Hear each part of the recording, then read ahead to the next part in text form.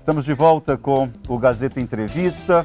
Vamos continuar a conversa com o deputado estadual Daniel Zen. Deputado, o Luiz perguntou a respeito do porquê vocês, deputados, não fiscalizam na hora que essa merenda está chegando ali na unidade escolar. Olha, então, tanto fiscalizamos que estamos denunciando esse problema, né, de que os itens têm chegado numa quantidade inferior ao necessário e também a diversidade de itens também é inferior, insuficiente para cumprir o cardápio, né? Então, a sugestão do Luiz ela já está sendo feita. Tem aqui outra pergunta da Eliette. Itaã, você pode, por favor, perguntar ao deputado por que, além de só saberem criticar, eles não arregaçam as mangas e se juntam, trabalham, são pagos por nós para trabalharem, não só para criticar o governo, como se o povo precisa de todos vocês, ela diz. Sou Eliette e fico enojada com esses deputados, ela fala. Olha, o nosso trabalho, então, o trabalho de um deputado, talvez a Eliette não saiba, é legislar, fiscalizar e representar o povo. Então, se a gente faz a crítica, é porque a gente identifica problemas no ato de fiscalizar, ou seja, no exercício do nosso poder e dever de fiscalizar. Então, nós estamos fazendo o nosso trabalho, pelo qual nós somos remunerados pelo povo para fazer. Pergunta o deputado por que ele só critica em vez de ajudar melhor as coisas. Cadê que ele criticava no governo do PT? Faça-me o favor. Quem que está perguntando isso? A pessoa não se identificou, mas de qualquer forma, em respeito ao telespectador, por favor, responda. Olha, nos nossos governos, esse tipo de problema que nós estamos criticando agora não acontecia. Então, a gente só pode criticar o problema quando o problema existe. Tem um aspecto desse episódio todo, Daniel, que me chama a atenção. A secretária de Estado garantindo que está chegando alimento nas unidades escolares. E vários exemplos demonstrando que não é bem assim. E isso fica uma relação complicada, assim, dá uma impressão de que alguém está roubando o alimento. Cadê o alimento que caiu no meio do caminho, né? Fica uma situação estranha. Comunidade escolar é como se estivesse sendo colocada em suspeição, né? Exatamente, tá? Eu acho que tem um problema nessa reportagem que foi mostrada no Gazeta Alerta, é que dá a impressão que está tudo bem e não está. Os alimentos estão sendo entregues pelos fornecedores no entreposto. Perdão, mas o problema não é que a reportagem, mas o que foi dito pela secretária, né? Exatamente. O que acontece? Os alimentos estão sendo entregues pelos fornecedores? Sim. Os alimentos que são entregues pelos fornecedores estão saindo do entreposto e sendo entregues nas escolas? Sim, isso é verdade. Mas, como eu disse antes, não na quantidade suficiente e não na totalidade dos itens que são necessários para cumprir os cardápios que a própria secretaria determina que seja cumprido. Então, do jeito que foi colocado, é como se os diretores ou as merendeiras ou os funcionários da escola estivessem se apropriando dos alimentos, desviando, roubando. E isso não é verdade. Pode ser que aconteça isoladamente em um ou outro lugar, alguém que vai lá e desvia a merenda? Pode acontecer de tudo, né? Mas certamente isso não é uma situação generalizada. E o que está se observando hoje, eu até listei para você aqui no intervalo, os poucos itens que estão à disposição nas dispensas das escolas. É arroz, café, açúcar, bolacha, sal, óleo de soja e leite. Feijão. Nem feijão, então. Nem feijão. Ou seja, são esses 7 itens que nós encontramos nas escolas que nós, deputados, visitamos no exercício do nosso dever de fiscalizar, como está sendo exigido aí pelo telespectador. Olha outra aqui. Maurício, do Conjunto Bela Vista. Deputado, já que você concordou até agora com todas essas situações que são normais acontecer, você disse que o governo tinha que fazer ajustes nesse mais de um ano que as escolas ficaram paradas. Pergunto a você, como o governo iria fazer um ajuste se nem vocês, deputados, cobraram esses ajustes do governo nesse mesmo período? Olha, quem tem a caneta na mão e quem tem a obrigação, a atribuição constitucional, a responsabilidade de exercer a gestão é o governo.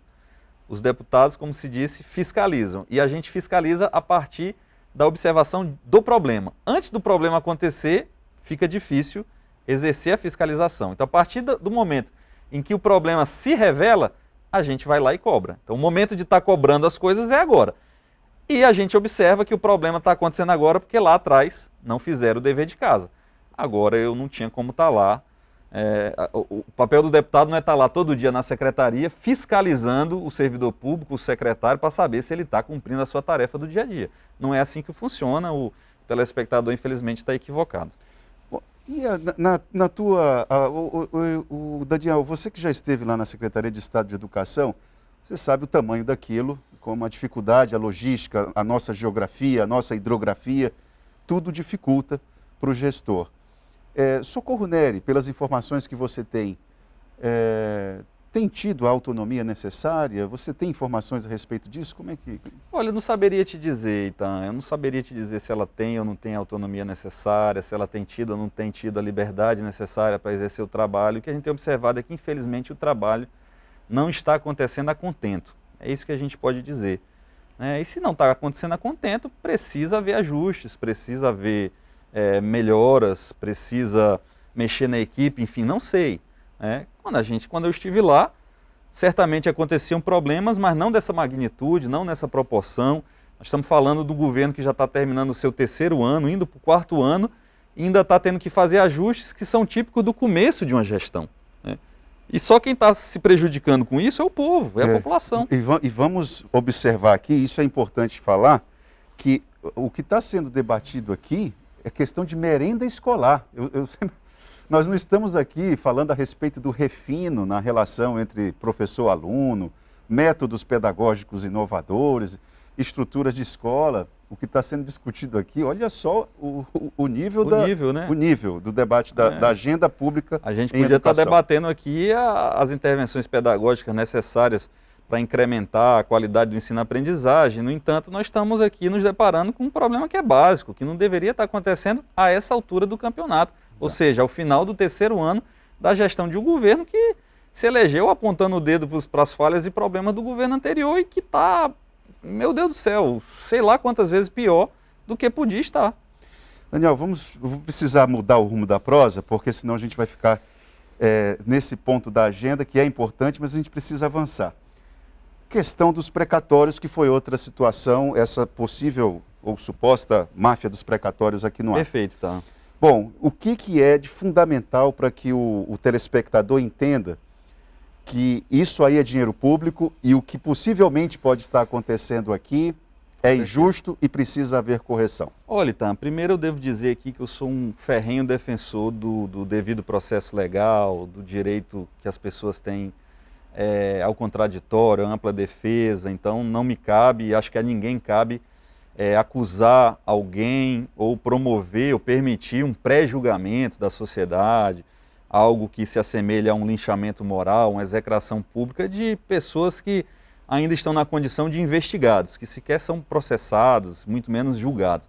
Mas o que acontece é que há fartos indícios, e há relatos em processos judiciais que já transitaram pela justiça, de um suposto esquema, de facilitação, ou melhor, de ludibriamento, ou seja, de enganar pessoas que eram titulares de precatórios, de modo que determinadas pessoas eram procuradas por escritórios de advocacia e de contabilidade para que vendesse os seus precatórios com um desconto, um deságio. Que é legal, isso aí não é ilegal. Não é ilegal, é um negócio jurídico comum, legítimo. Aliás, pode ser um bom negócio para ambas as partes.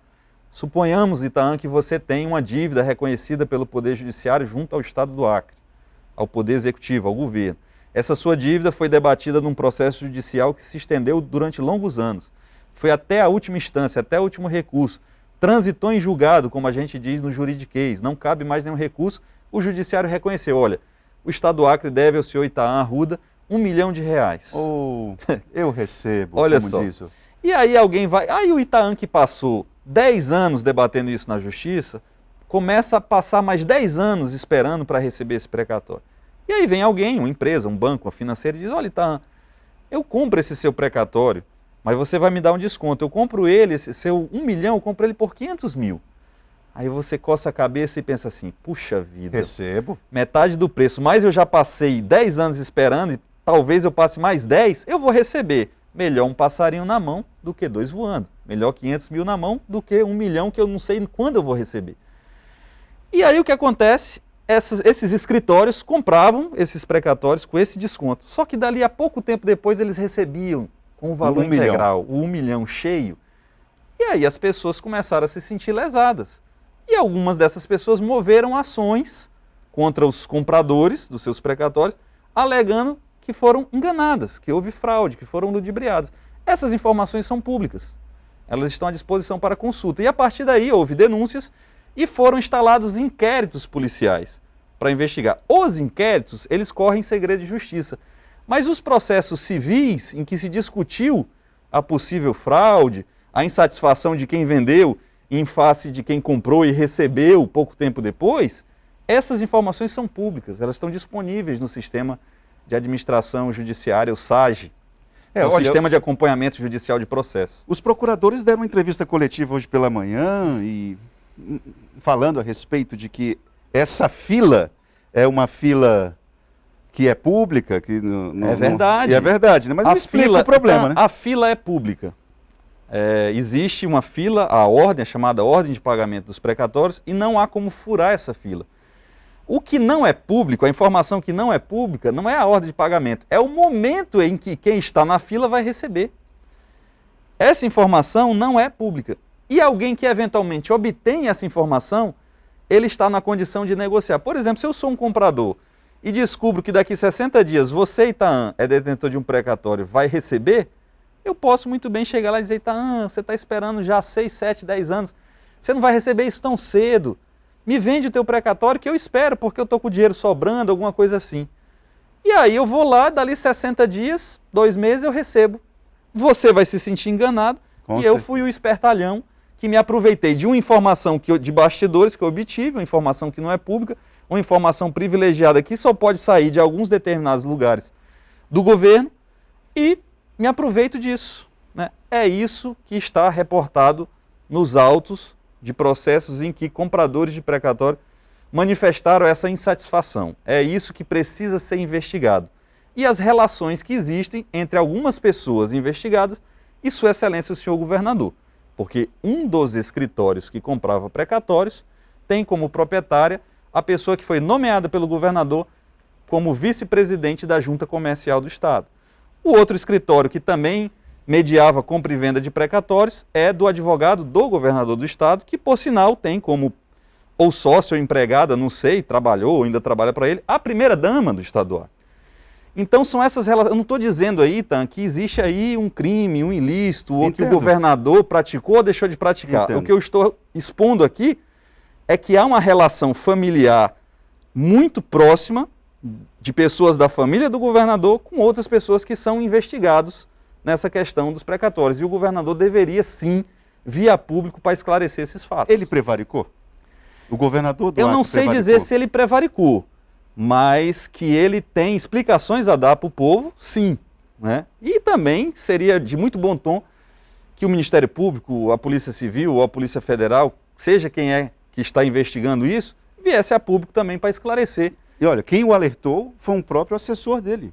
Exatamente. Né? Então, as denúncias originárias partiram, né, de uma pessoa que é colaborador, que é assessor do governador do Estado. Para finalizar nossa conversa, que o nosso tempo acabou, a exoneração por parte do governador em exercício do procurador-geral, em que ponto dialoga com essa sua narrativa, que eu percebi que você foi cuidadoso aí na escolha das palavras? Olha, eu não sei se... Eu acredito que não haja um envolvimento da Procuradoria-Geral do Estado, da Ordem dos Advogados do Brasil, nessa situação. Pelo que a gente entende do caminho que o precatório percorre até ser liberado, até ser pago, eu acredito que essa informação possa sair de outro lugar.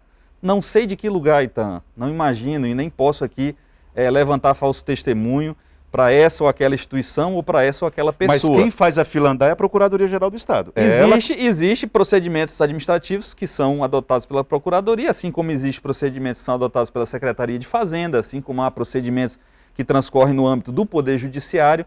Agora, precisa realmente aonde que as investigações têm que se debruçar? Exatamente sobre esse passo a passo, sobre esse percurso, né, que um precatório percorre até ter o seu recurso liberado, sobre essas informações que não são públicas e que são de posse de poucos setores e de poucos servidores do Poder Executivo, do Judiciário ou da Procuradoria do Estado, e aí você realmente identificar onde está o problema, aonde está o gargalo, aonde possivelmente houve um vazamento, quem foram as pessoas beneficiadas. É fácil de descobrir isso. Basta, como diz aquele velho ditado americano, follow the money. Siga o dinheiro que você vai descobrir aonde que foi o problema. Daniel, muito obrigado pela tua participação aqui no programa hoje. Eu que agradeço, tá? Bom, nós vamos fazer um intervalo e já voltamos com o Gazeta Entrevista.